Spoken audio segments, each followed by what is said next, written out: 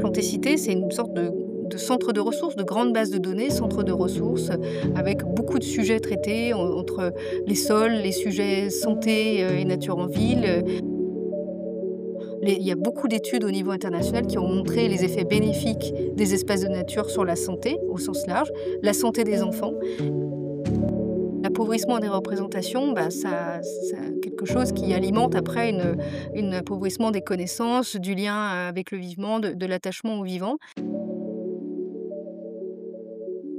Bienvenue sur Daily Green, le podcast dédié à la nature en ville. Je m'appelle Hicham Ennakla et toutes les 2 semaines, je vous invite à parcourir la ville et partager un moment avec celles et ceux qui font de nos villes des lieux plus vivants, plus verts, sensibles à la santé et à la cohésion sociale. Bienvenue sur Daily Green. Bonjour à tous, bonjour à toutes. Je suis ravi de vous accueillir pour ce 11e épisode de Daily Green. J'ai le plaisir de vous accueillir, Caroline. Merci d'avoir accepté mon invitation. Vous êtes sur Angers? Oui, je suis sur Angers. Merci beaucoup Hicham de m'accueillir également sur votre média. On est ravis de pouvoir, porter la voix des sujets de la nature en ville. Quel temps vous avez sur Angers Moi, actuellement? c'est un peu gris, j'ai un bel arbre devant moi et les feuilles bougent un petit peu. Je pense qu'il y a quand même un coin de ciel bleu, mais le D'accord, week-end, s'annonce plutôt joli. bon, très bonne nouvelle alors. J'aimerais, que vous présentiez Caroline, que vous fassiez librement. D'accord, alors donc je suis Caroline Goutleben, je suis directrice de l'association Plantécité, depuis bientôt 20 ans, c'est de l'âge de l'association aussi. Je viens d'un parcours, plutôt classique dans le domaine du végétal. J'ai fait mes études, je suis ingénieure en horticulture, j'ai fait mes études à l'Institut national d'horticulture à Angers, parce que j'ai eu la chance de savoir que j'aimais le végétal et que je voulais en faire, quelque chose dans ma vie professionnelle assez tôt et donc je me suis spécialisée juste après le bac en fait, sur ces sujets-là dans cette école d'ingénieur. Très bien et donc, votre vocation s'est révélée très, très tôt chez vous? Dès la sortie du lycée, pour vous, c'était évident que Mais peut-être même avant en fait. J'ai toujours d'accord, aimé le végétal, une sorte de on va dire d'attraction un peu naturelle. À la fois, le végétal, dans la nature, hein, en fait, bien sûr. dans les balades, dans les voyages et puis même en fait faire pousser des plantes, donc j'avais chez moi, un petit coin dans mon jardin pour, jardiner, pour faire mes petites expériences et puis, après j'ai eu envie aussi de m'intéresser à des plantes un petit peu plus originales, mais voilà, pour satisfaire une curiosité d'observation, en fait, de m'émerveiller sur le développement de la végétation. J'ai toujours aimé ça et c'est vrai que j'ai pas toujours pensé possible qu'il est enfin, j'ai pas toujours, pensé qu'il était possible d'en faire vraiment son métier, parce que dans ma famille, il y a pas de personnes qui travaillent sur le paysage ou le végétal, donc j'ai pas eu dans mon environnement personnel, de L'inspiration. d'expériences à partager, mais j'ai eu la chance de pouvoir être bien orientée par des personnes dans mon lycée qui m'ont montré qu'il y avait, plein de débouchés dans cette filière, sur ces sujets-là. Mmh. Et vous avez grandi dans quelle région? Ouais. J'ai grandi en Auvergne-Rhône-Alpes, dans la région de Saint-Étienne, dans les monts du Forez, à Montbrison. Ah oui, ça me fait penser à monsieur Darmé qui est Oh bah issu oui, eh ben, on est de la même d'accord, région. d'accord, très bien, Tout à fait. super. Ça fait 20 ans donc du coup que vous êtes, à la tête de Plantécité ou en tout cas que vous êtes vraiment à la genèse de ce projet. Comment il est né? Alors c'est un projet, je dirais pas que j'en suis à la genèse, mais j'ai assisté à la genèse et ça c'est aussi une grande différence parce qu'il y a justement les conditions de création de Plantécité, elles ont été portées, créées, par, des hommes et des femmes qui étaient, en position de pouvoir, créer une structure.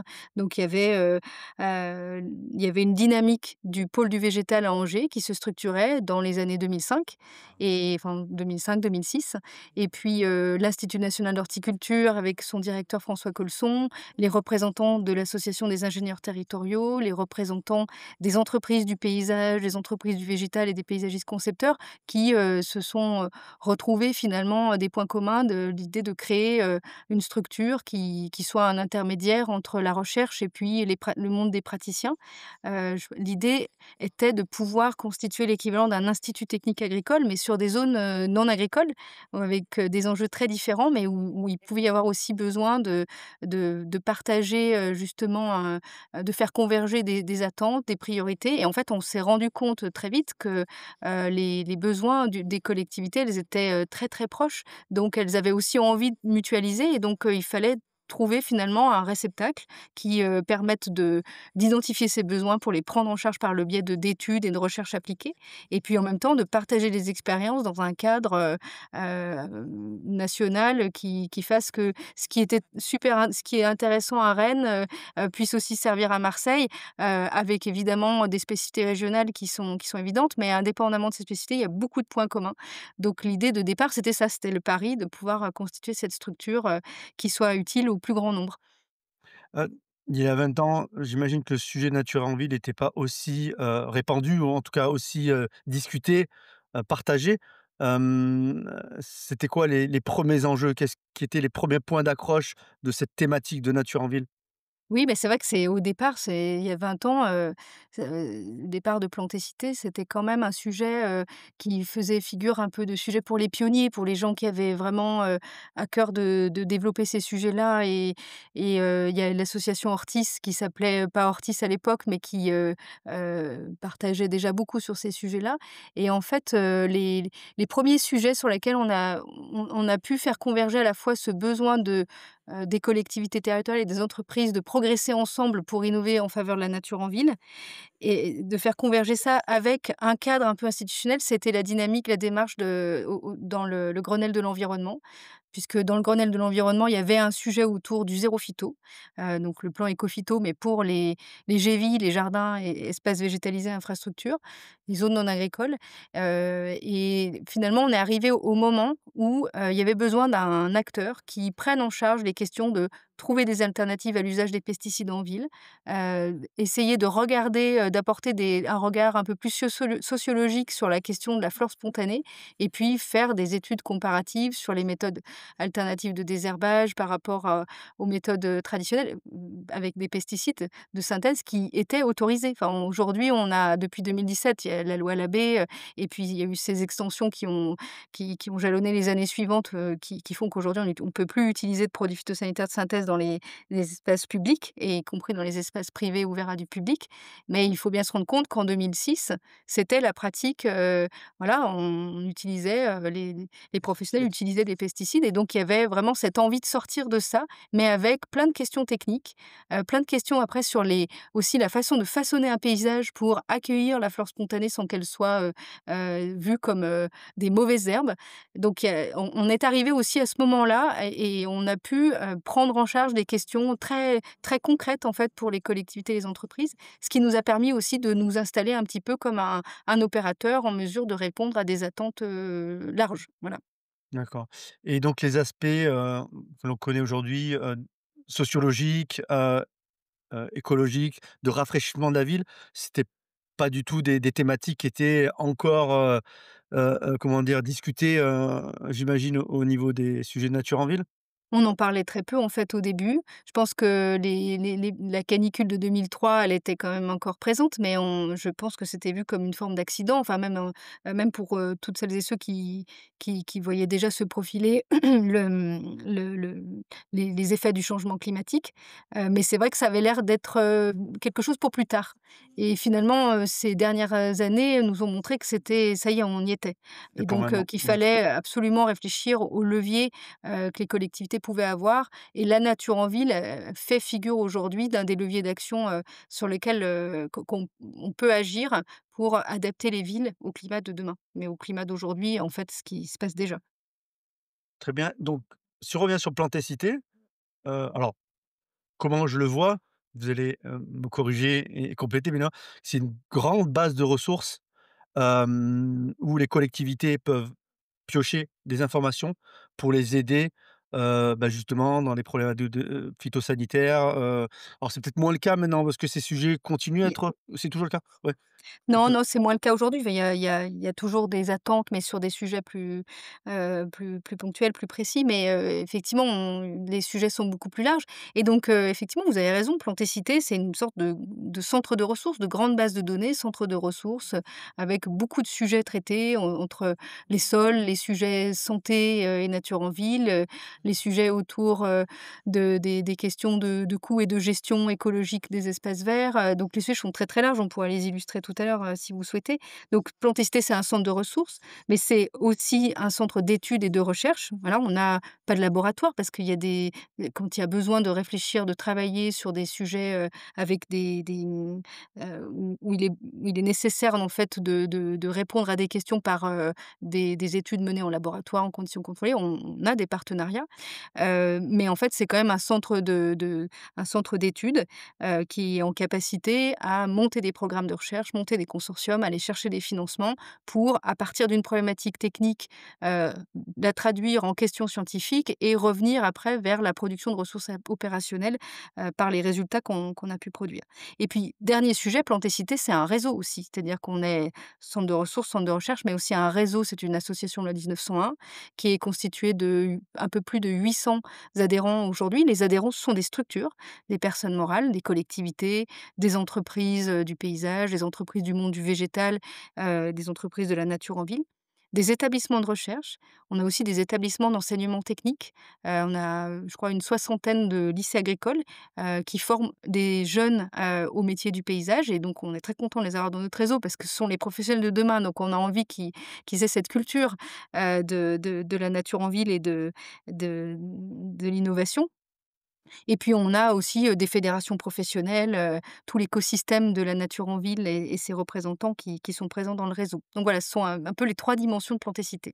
Est-ce qu'il y a des volontés d'étendre un peu le réseau, c'est-à-dire l'ouvrir à de nouveaux métiers, peut-être des métiers technologiques qui auront attrait au végétal? Quand je dis des métiers technologiques, plutôt des entreprises technologiques, ou peut-être des entreprises qui ont, une volonté de faire évoluer leur engagement environnemental ou leur, volonté de protéger la biodiversité? Effectivement, notre réseau a aussi, s'est développé avec, au-delà des convaincus de la première heure et ceux pour qui le sujet de la nature en ville est un sujet du quotidien, on a vu arriver ces dernières années d'autres structures, des aménageurs, des architectes, des urbanistes qui, eux, sont de plus en plus questionnés peut-être par, les acteurs avec qui ils travaillent, sur des besoins de compétences, des besoins de bien penser ces sujets-là de nature en ville sur lesquels ils sont, aussi en première ligne. Soit parce qu'ils doivent intégrer des prescriptions, soit parce que, ils ont des commandes, de leurs maîtres d'ouvrage, qui tournent autour de ça. Et donc oui, on a un peu plus d'adhérents, chaque année sur ces champs d'intervention qui ne sont pas à première vue, les champs de spécialité de D'accord. Plantécité. Parce que ça s'hybride en fait, Ouais, d'accord, l'écosystème s'hybride et ces domaines, ces disciplines se croisent, la nature en ville s'invite un peu partout. Voilà. d'accord. Vous avez un autre axe, alors ma question c'est est-ce que c'est vos outils? Je pense à Floriscope, je pense au barème de l'arbre, au label Éco-jardin. Est-ce que c'est des, choses que vous développez ou finalement vous êtes seulement partenaire? Pour les 3 outils, donc vous êtes bien renseignés, les 3 outils sont des outils qu'on a développés. Donc d'une part, alors les barèmes de l'arbre, c'est un programme d'études parce qu'il a bien fallu, poser les bases de l'équation de comment on calcule la valeur des arbres en ville et donc c'est un travail qu'on a fait avec le CAE 77 et avec l'association Copalm, entouré de nombreux partenaires et puis avec des soutiens, notamment de l'interprofession Valors et après c'est un outil qu'on administre à travers une plateforme, et aujourd'hui qui est une plateforme portée par Plantécité. Le Floriscope, c'est, l'outil pour, connaître, choisir et trouver des végétaux et effectivement là, c'est un outil qu'on porte, qui est à notre initiative et il y a plus de 10 ans, aujourd'hui on avait très peu d'informations mais on s'est dit: «Il faut avoir, le combat de demain sera la connaissance». Comment on va choisir les végétaux à planter en fonction de critères peut-être plus traditionnels, d'approches, plutôt esthétiques, morphologiques, mais aussi des critères sur, les services, les fonctions que les végétaux vont pouvoir rendre. Donc, notre idée, c'était de pouvoir agréger des sources de données fiables dans un outil, en faisant tout un travail sur, la création, en fait, d'un référentiel de noms de plantes, d'un référentiel taxonomique dédié au végétal pour le paysage. Donc aujourd'hui, c'est devenu une base assez riche. Il y a encore, c'est un gruyère, hein, il y a plein de trous, là, ce matin, on vient de publier, il y a 100 000 photos, donc depuis ça fait à peu près 23 000 taxons différents, donc ça progresse, de semaine en semaine, mais on sait qu'on est sur un travail, qui est Ouais. encore très, très vaste et puis, demain, on sera peut-être questionné sur d'autres critères, d'autres informations qui ne sont pas disponibles dans Floriscope et il va falloir aller les produire, parce qu'elles n'existeront peut-être pas ailleurs, donc les produire pour pouvoir les intégrer. Donc, c'est effectivement, c'est des outils, qu'on administre au long cours et qui sont en fait une sorte de colonne vertébrale pour les actions de plantécité. Très intéressant. Alors j'ai eu l'occasion de les tester, Floriscope sur le moteur de recherche qui effectivement est assez puissant et très vaste en termes de végétaux. J'avais trouvé vraiment votre outil barème de l'arbre vraiment innovant, intéressant puisque pour la première fois, on allait donner, un coût. Alors c'est toujours une problématique de parler, Une valeur, mais oui. Mmh. d'économie, lorsqu'on parle du vivant. Je trouvais que c'était Mmh. intéressant parce que ça permettait aussi de dire quelque chose de très simple. Ben, les végétaux, les arbres sont pas des mobiliers urbains, comme les autres. Enfin, sont pas du tout d'ailleurs des mobiliers urbains, et donc du coup, on a tendance des fois à les négliger et donc est-ce que l'aspect financier peut être dissuasif, pour ceux qui auraient moins de sensibilité au vivant? Mais c'est exactement ça l'idée. C'est vrai qu'on est tout à fait conscient des limites, de la monétisation du vivant et donc mettre des euros derrière un arbre, ben, ça peut choquer et on peut comprendre, cette idée-là.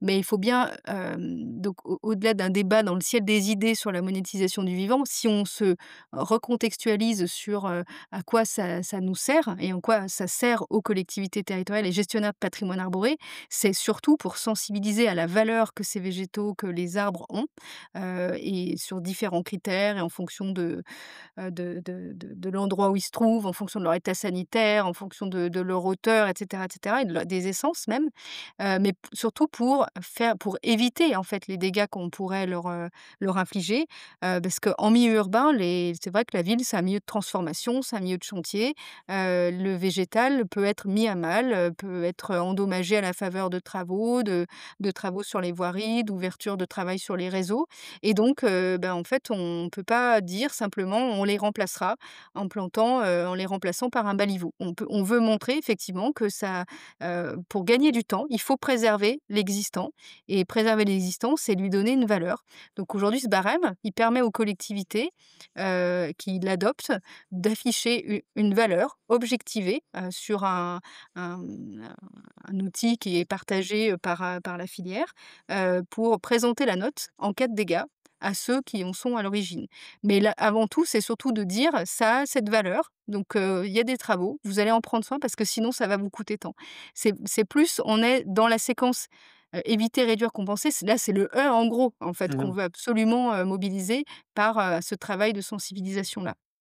Et à votre avis, ça marche? Parce que finalement c'est aujourd'hui, c'est plus, en prévention, c'est-à-dire qu'il y a pas eu, finalement d'amendes qui ont été appliquées, si?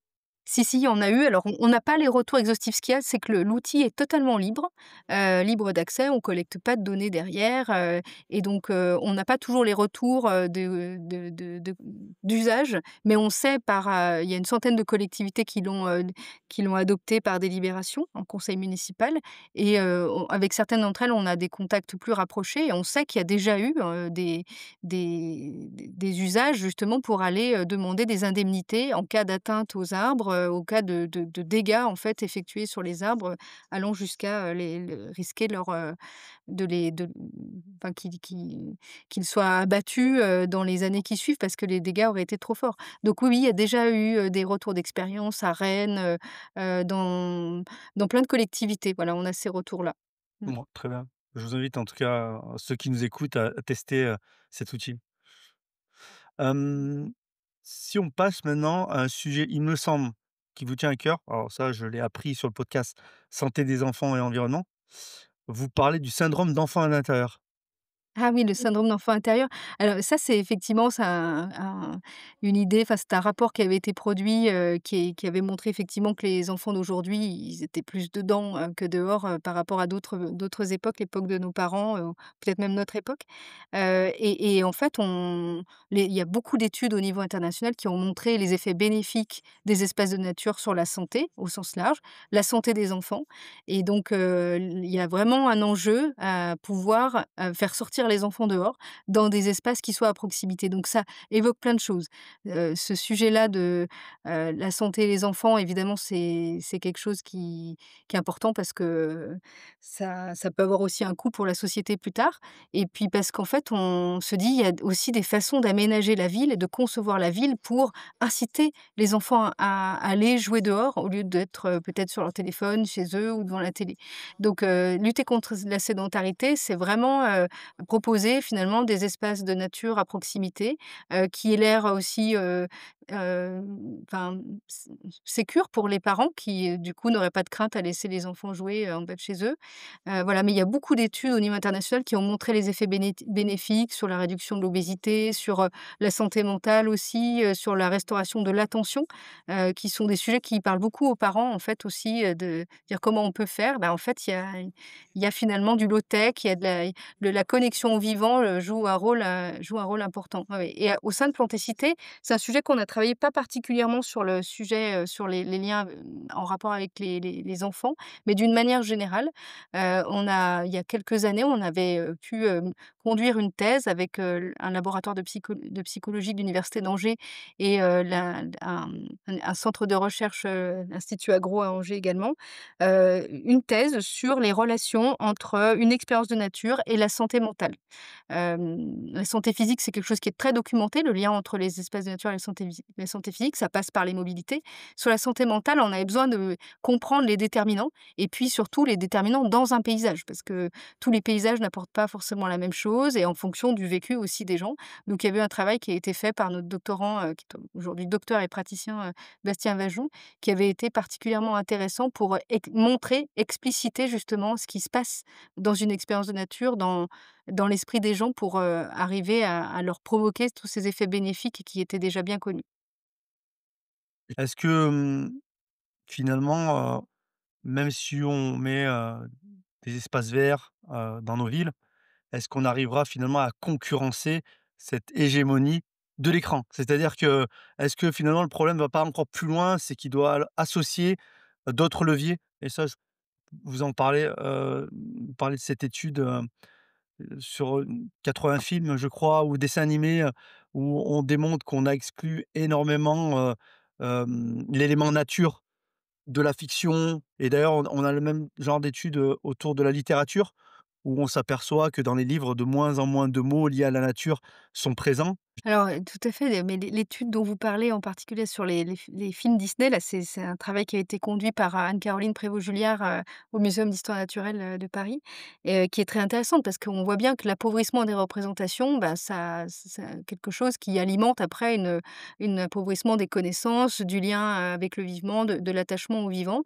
Donc, on se dit effectivement heu, faire que les gens, adultes ou jeunes aient envie de prendre soin de la nature, de prendre soin du vivant et soient en demande de leur utilisation. Ça passera pas que simplement par le fait et simplement, ce serait déjà beaucoup, par le fait de leur en offrir suffisamment à proximité de chez eux.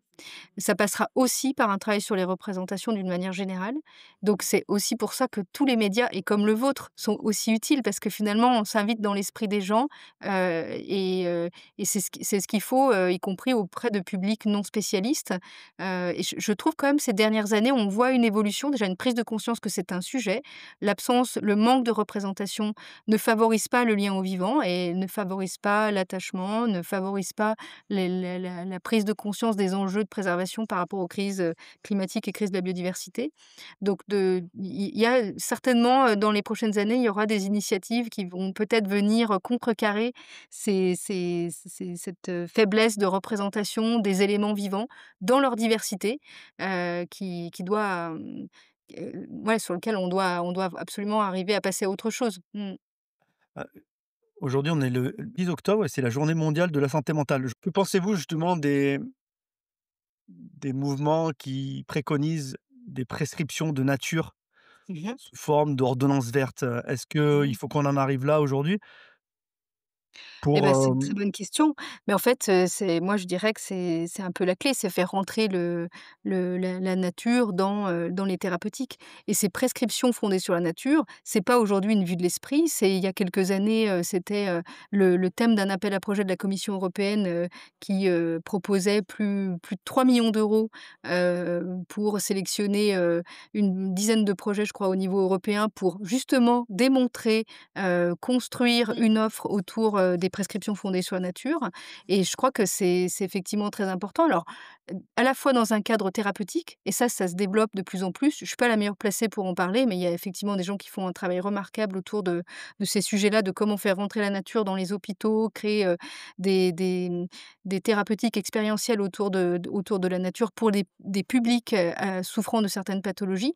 Mais je pense que d'une manière générale, pour tous les publics, et ça peut être les aidants, c'était la journée mondiale des aidants, la semaine dernière, voilà, enfin, c'est aussi pour tous les autres publics que ça peut être bénéfique. C'est ça aussi qu'il faut bien montrer et ce qu'on voit, c'est qu'effectivement, peut-être que les on peut faire l'hypothèse que les espaces verts et de nature en milieu urbain sont, en fait, la première infrastructure de santé auquel on pourrait avoir accès si on tient compte des préceptes qui nous sont, donnés par, Cécile Coninendic, par exemple, ou par l'Institut de santé globale de Barcelone, pour dire qu'il nous faut, un arbre à avoir une vue sur 3 arbres, vivre dans un quartier avec 30 de couverture arborée et puis la recommandation de l'OMS d'être à moins de 300 mètres d'un espace vert. Donc effectivement, peut-être que ça, c'est un point de mire, peut-être idéal, qui est difficile à obtenir partout et de manière équitable dans tous les quartiers d'une ville. Mais c'est quand même un horizon qu'il faudrait qu'on ait en tête et que d'ailleurs je vois des collectivités se sont saisies de ces 3 30 300 là, de cette règle, Mmh. pour arriver à guider un peu leur action, de comment on arrive à mieux faire dans certains espaces, dans certains quartiers des collectivités. Parce que c'est finalement, c'est ce maillage qui va, offrir, la possibilité de faire des prescriptions fondées sur la nature. En Royaume-Uni, il y a des médecins qui prescrivent. En France, on a la nature sur le sport sur ordonnance et on pourrait avoir la nature sur ordonnance peut-être un jour. Je trouve qu'effectivement là, il y a d'autres pays qui nous montreront certainement que c'est une évidence et qu'il faut y aller et on les thérapies ou les prescriptions fondées sur la nature peuvent faire appel aussi à de nouveaux métiers, en fait, qui vont, être des gens qui vont accompagner cette expérience de nature de manière un peu dirigée. Peut-être que ça se fait même certainement sans que les gens, l'identifient comme étant une thérapeutique fondée sur la nature, mais de faire une expérience sportive, ou du yoga dans un parc, et ben, c'est aussi une expérience de nature qui est dirigée autour, qui mêle, quelque chose qu'on pourrait faire en salle, mais qu'on fait dehors et que, peut-être qu'on en aura encore plus de bénéfices. Donc je pense qu'en fait, c'est un peu avec les guides de bains de forêt, des choses qui se développent de plus en plus comme ça à l'étranger et puis en France, je crois qu'il y a une association. Beh, peut-être qu'effectivement, il y a de nouveaux métiers qui vont être, finalement des médiateurs, entre la nature, des gens qui vont être en situation de besoin, thérapeutique et puis la façon justement de faire, qu'ils pratiqueront et qu'ils auront une expérience de nature qui leur sera la plus favorable. Parce que je pense qu'on peut pas, simplement dire aux gens, «Allez marcher, 3 heures par semaine». Ça peut le faire si les gens ont une connexion sociale, qu'ils le font à plusieurs, et qu'ils s'entraînent, à y aller à plusieurs. Si pour les personnes isolées, ça va pas probablement pas du tout se passer de cette façon-là. Ça va peut-être, pas se faire ou ça va peut-être se faire mais avec, un sentiment de stress parce que, d'être tout seul, dans certains espaces, ça peut, faire peur aux gens, il faut tenir compte de leur vécu aussi. Donc je pense en fait que ces questions des prescriptions fondées sur la nature vont s'accompagner aussi de ces métiers, de nouveaux métiers en médiation, entre le lien santé, et nature. Que pensez-vous du fait de ramener la nature à l'intérieur? C'est-à-dire qu'aujourd'hui, on passe 80 de notre temps à l'intérieur. On vient de parler du fait de sortir, d'aller profiter de ces espaces de nature. Que pensez-vous si on accompagne de cela d'aménagements, intérieurs, paysagers, ce qu'on appelle aujourd'hui le paysagisme intérieur?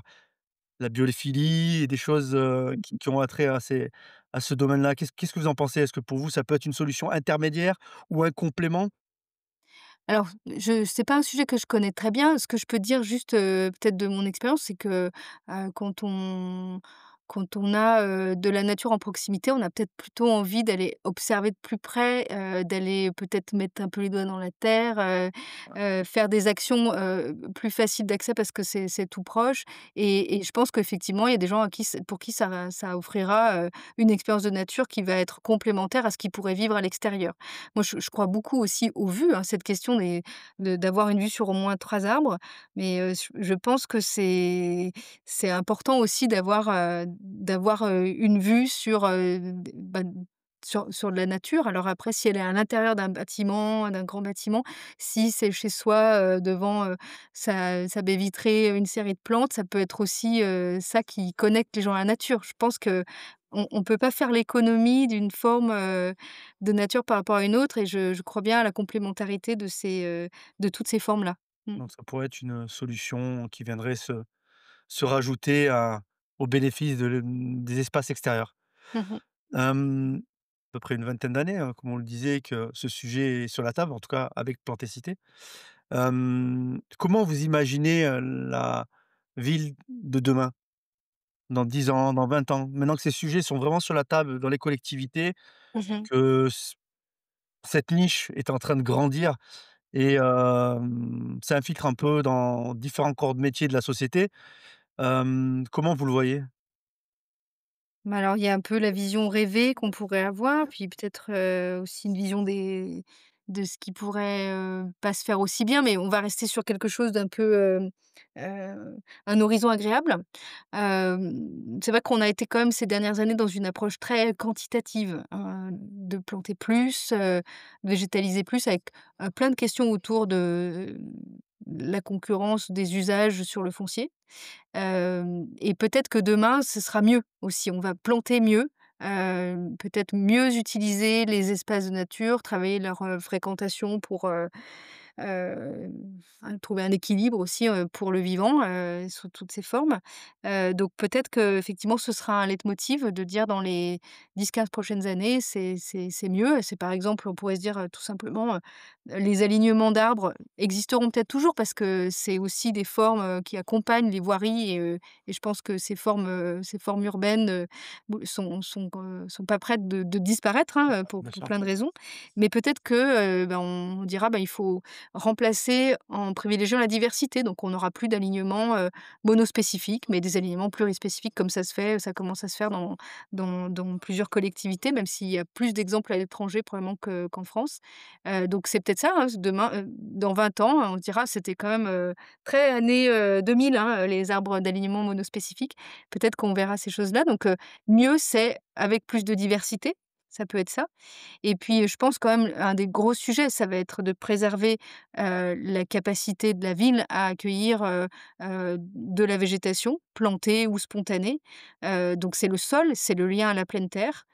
C'est un sujet qui est quand même déjà travaillé, de plus en plus regardé. C'est un sujet sur lequel on a travaillé ces dernières années aussi, avec, le programme DESSER sur la désimpalmisation des sols, avec l'INRAE. Mais aussi avec, le programme CITER sur, justement travailler la question des sources et des matériaux en alternative à la terre végétale, et pour planter. Et puis, il y a plein d'autres sujets qui nous ramènent vers le sol, mais je pense que ce sera un sujet où il faudra que les collectivités fassent des choix pour préserver leurs trames brunes. Il y a Ris-Orangis qui fait un travail, très important, qui a fait un travail dans son PLU très, très important pour préserver justement cette pleine terre, préserver les usages des sols en lien avec le développement de la végétation, en lien avec le développement aussi des jardins familiaux. Donc ça, je pense que c'est un sujet qui sera vraiment un sujet guide pour les prochaines années. D'accord alors votre cible est très collectivité, métropole?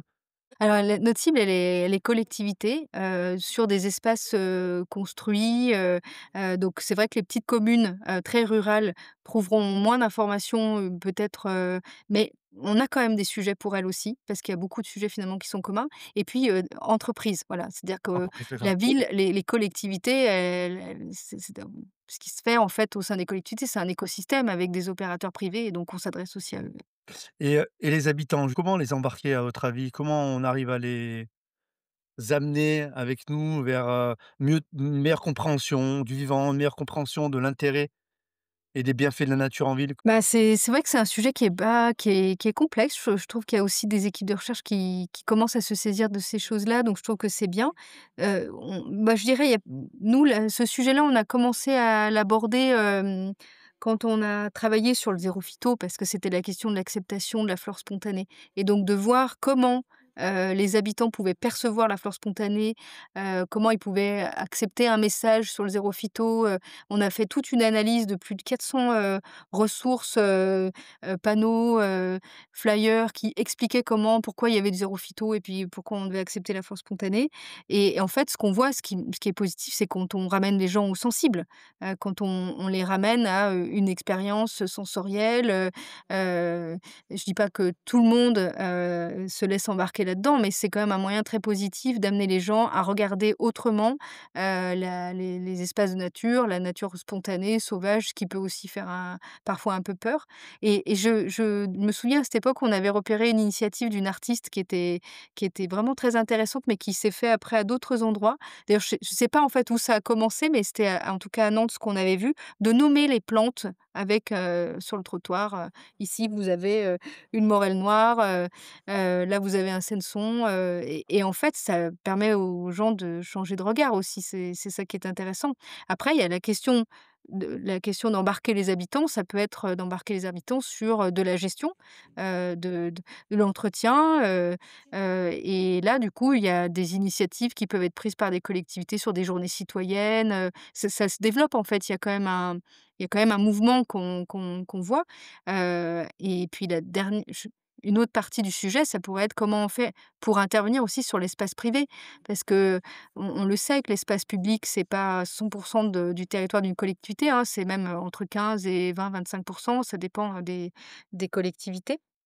Et donc sur les espaces privés, donc les espaces fonciers de bailleurs, d'entreprises, mais aussi des particuliers, bah, comment on incite à préserver, le sol, c'est-à-dire pas recouvrir sa cour, de béton, planter, des haies plurispécifiques, ou laisser se développer, de la végétation spontanée et ça effectivement je pense qu'on en est encore au début de la façon d'essayer de comprendre quels leviers les collectivités peuvent avoir pour embarquer les habitants et embarquer, en fait, les espaces privés qui seront, demain aussi des composantes, qui sont déjà, en fait, de la trame verte urbaine. Donc c'est un vrai sujet. Il y a des choses qu'on peut aborder au niveau de la planification par des protections dans les PLU, des zonages, spécifiques. Mais je pense qu'il y a certainement d'autres leviers que les études, vont révéler dans les prochaines années. Voilà. Et concernant l'inégalité justement de la répartition des espaces verts en ville, parce qu'on parle de la population, des espaces privés, comment résoudre cette problématique où on a parfois des quartiers qui sont plus végétalisés que d'autres, souvent liés aux revenus? Est-ce qu'il y a des études que vous avez menées? Est-ce qu'il y a des solutions qui sont réfléchies aujourd'hui pour pouvoir résoudre cette problématique qui est celle d'une inégalité, Mais ouais. végétale, environnementale? Je ne sais pas comment on peut l'appeler, mais Bah, c'est sûr que ça il y a un vrai sujet, c'est-à-dire que c'est pas simple. Déjà, il faut en prendre conscience et il faut en prendre conscience localement parce que ce qui est piège, c'est de ramener des moyennes, de nombre d'arbres par habitant, de surface d'espace vert par habitant qui masquent en fait, des inégalités, sur le territoire. La métropole de Lyon avait fait il y a quelques années un travail pour, montrer justement, les liens entre, de manière très spatiale, les indices de canopée, les cartes de bruit, les taux de mortalité par, maladie cardiovasculaire, les niveaux de température et des indices de défaveur sociale et il y avait vraiment de manière très marquée, on voyait des liens donc on appelle ça, c'est Frédéric Ségur qui en parlait, très bien à l'époque, des boucles relationnelles entre la présence d'une canopée et puis, des taux de mortalité, par, maladie cardiovasculaire, plus faibles, par exemple et donc effectivement, ça veut dire que quand on en est à pouvoir établir ces liens, ça veut dire on a les clés pour créer les conditions, d'amélioration du cadre de vie des gens et de leur santé Donc je pense qu'aujourd'hui les collectivités, surtout les métropoles, ont de plus en plus de données en fait, et du coup cette analyse, de ces différentes cartes, elle peut révéler, que c'est ici qu'il faut intervenir en premier lieu pour pouvoir, lutter contre ces différences-là. Après, effectivement, ça peut aussi dépendre ça peut être aussi le fruit, ces écarts, d'une façon de concevoir, des quartiers, ces espaces. Si on n'a pas laissé assez de place pour les planter, bah, ça veut dire qu'il va falloir vraiment faire des choix qui peuvent être difficiles aussi, des choix de densité, des choix d'occupation du sol et dans des quartiers où il peut y avoir aussi une forte, concurrence d'usage, sur, les parce que qu'est-ce qui vaut mieux? Est-ce qu'il vaut mieux construire en fait un gymnase pour que les jeunes puissent, faire du sport? Ou est-ce que du coup on va faire, un parc et puis là imaginer qu'il y aura peut-être plein d'activités récréatives mais qui ne seront pas occupées par les clubs? C'est des vraies questions. Je pense qu'il faut avoir une réponse appropriée, c'est les élus et les équipes, des collectivités qui se penchent sur ces sujets-là et c'est effectivement des questions de choix, je l'expliquais tout à l'heure, qui seront vraiment importantes dans les prochaines années. Ce qui démontre qu'il y a pas vraiment de solution toute faite, chaque territoire, chaque contexte social, économique, doit révéler une solution, vraiment intéressant. Quelles sont les perspectives pour, Planter Cité? Quels sont les objectifs de l'association sur les prochains mois, prochaines années? Alors, bah, dans les prochains mois, on va préparer aussi notre année anniversaire. Donc, 2006, l'année des 20 ans de Plantécité. Donc, on aura évidemment des moments conviviaux. On a envie d'aller à la rencontre de nos adhérents, de les retrouver, donc évidemment, on a les rendez-vous habituels de nos journées techniques, mais une assemblée générale qui sera peut-être un peu plus festive que les autres années. On a aussi, le projet de pouvoir, faire, éditer, une BD des 20 ans de Nature en ville à travers, les actions de Plantécité, une publication spéciale, enfin donc des objets éditoriaux un peu inédits. Voilà et puis sinon, l'activité de Plantécité, elle se poursuit autour des programmes de recherche que nous menons. Il y a un travail qui est en train de se terminer sur la cohabitation entre les systèmes racinaires et les réseaux enterrés. Alors, c'est un travail qui est complexe, technique, mais qu'on va essayer d'accompagner le plus loin possible. Donc ça, c'est souvent un peu notre façon de faire, d'avoir un guide technique qui va peut-être être quand même, une sorte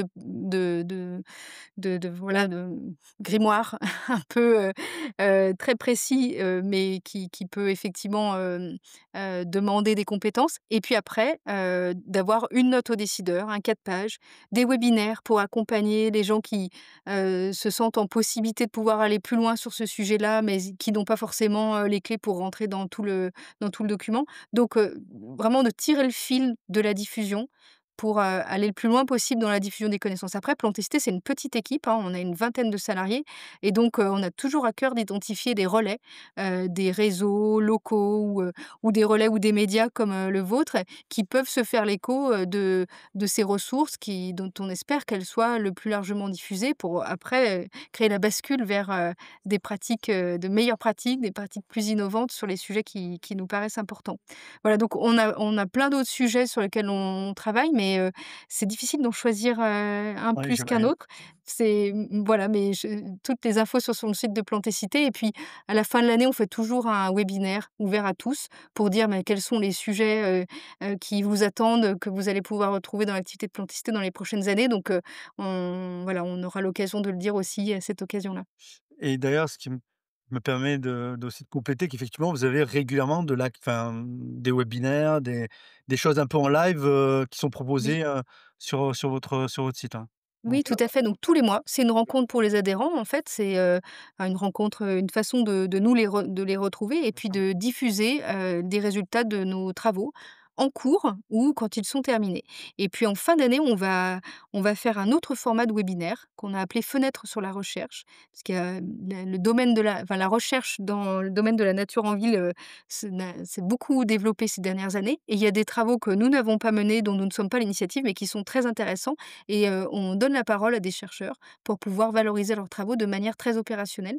Donc il y aura on va dire un premier test des webinaires Fenêtre mettre sur la recherche aussi à la fin de l'année. Donc c'est un autre format pour les adhérents, pour ceux qui ont envie aussi de s'acculturer encore plus, à ces sujets-là, puis de repartir un peu nourris, dans leur métier. C'est ce qu'on veut aussi, c'est que faire que de montrer effectivement aux professionnels qu'ils sont pas seuls, qu'ils ont des questions, qui sont partagées et qu'on a des éléments de réponse et de repartir avec, un peu des billes pour, pouvoir, affronter, les temps difficiles qui peuvent les attendre, notamment dans les constructions budgétaires ou dans la réalisation de certains travaux.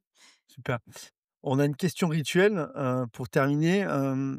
Quelles sont les 2 personnes, vivantes ou disparues, que vous aimeriez, inviter pour une balade dans un parc qui vous tient à cœur, pour échanger, sur l'avenir, parler de questions existentielles? Est-ce qu'il y a 2 personnes auxquelles vous pensez? Ah bah, oui, mais alors là, c'est un peu enfin, il y a des éléments un peu personnels, mais François Colson, c'est le fondateur de Plantécité, le directeur d'Institut Agro, qui a beaucoup compté, c'est le père de Plantécité, voilà et donc aujourd'hui, il est à la retraite et c'est vrai que, c'est effectivement une très bonne compagnie pour, une balade en forêt ou ailleurs et on a l'occasion de se retrouver encore régulièrement. Même, l'année dernière, il y avait une rose à son nom, la rose François Colson et c'était, un bel hommage. C'est quelqu'un qui a déjà eu beaucoup de reconnaissance dans sa vie et de distinction, mais celle-ci, on était content de pouvoir faire, de le lui offrir. Et puis, après une autre personne, mais alors là, ce serait vraiment, il faudrait la ressusciter, c'est Rachel Carson qui a écrit Le Printemps silencieux. Moi, c'était un des ouvrages qui, je pense, m'a le plus ouvert aux sujets environnementaux que j'avais découvert dans un petit bout de mes études au Canada et que je me suis souvent dit: «J'aimerais que ce soit ma grand-mère», voilà. Donc, Ah génial. là, pour ça, il faudrait la ressusciter, par contre. Bon, dans tous les cas, on peut quand même lire son livre Oui, bah, oui, tout à et fait, c'est un best-seller, ça, oui. c'est une bonne chose. Mmh. Hem, Merci beaucoup Caroline. C'était un plaisir d'échanger avec vous. Merci pour toutes ces Bah, informations. Donc, merci Hicham. où c'est qu'on peut vous joindre? Où c'est qu'on peut, adhérer, si on le souhaite, à Plantécité? Alors, bah, tout est sur le site de Plantécité, y compris mes coordonnées et puis après on peut se voir, on va sur, des événements professionnels. Je pense qu'à la fin de l'année, on sera présent sur le salon Paysalia. Il y a une bonne partie d'équipe qui y sera, donc ça peut être aussi un bon rendez-vous pour s'y retrouver et voilà. Super. Merci à vous. Excellente, journée et à très Merci bientôt. beaucoup Hichem, à bientôt, merci. Merci à vous de nous avoir écoutés. Si vous avez aimé cet épisode, n'hésitez pas à le partager et à nous laisser des étoiles, 5 de préférence sur votre plateforme d'écoute préférée. Enfin, afin de ne rater aucun épisode, inscrivez-vous à notre newsletter, newsletter.dailygreen.fr. Prenez soin de vous.